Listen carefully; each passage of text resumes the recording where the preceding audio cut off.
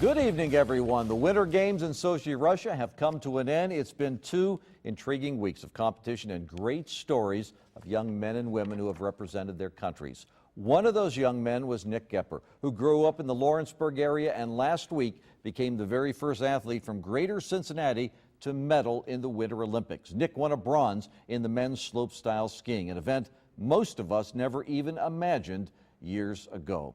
With me tonight, we present a different kind of a show. No calls or emails tonight. We're taping this a little bit ahead of time. With me, the Goepper family. They're Nick's support system growing up and as he made his way through the X Games and into the Olympics. You probably feel like you know some of the Goeppers from all the coverage that they've received over the last couple of weeks. Let's take a few minutes in meeting everyone. First of all, right next to me. I'm Jason Goepper. How old? 12 years old. And where do you go to school? I go to school in Lawrenceburg. Okay. Directly in back of me. I'm Casey, and I'm 17 years old, and I go to school at Lawrenceburg High School. Okay. And I am Brady, and I am 14 years old, going to be 15 on Sunday. Oh, happy birthday ahead of time. And I go to Lawrenceburg High School. Good deal.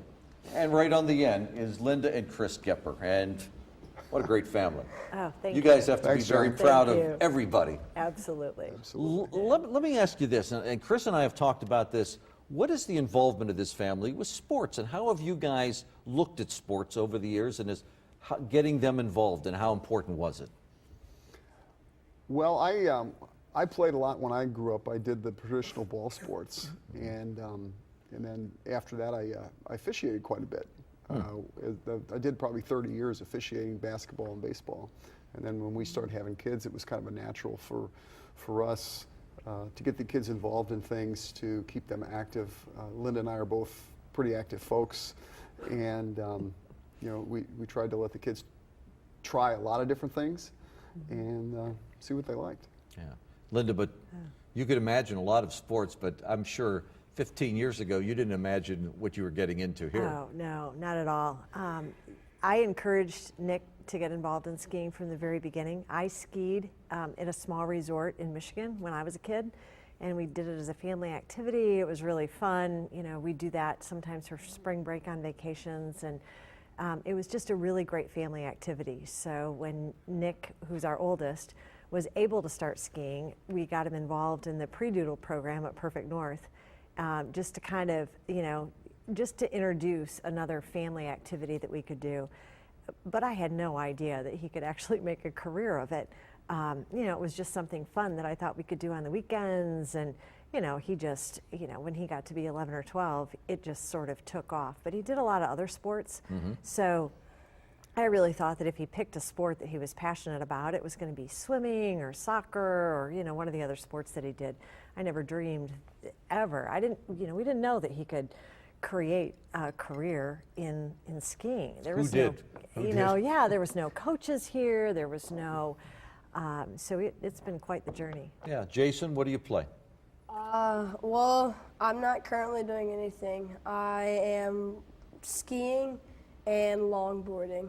And what is longboarding? It's just It's technically a longer skateboard, and it's made for going down hills and going. But it for goes really distance. fast, doesn't it? Yes.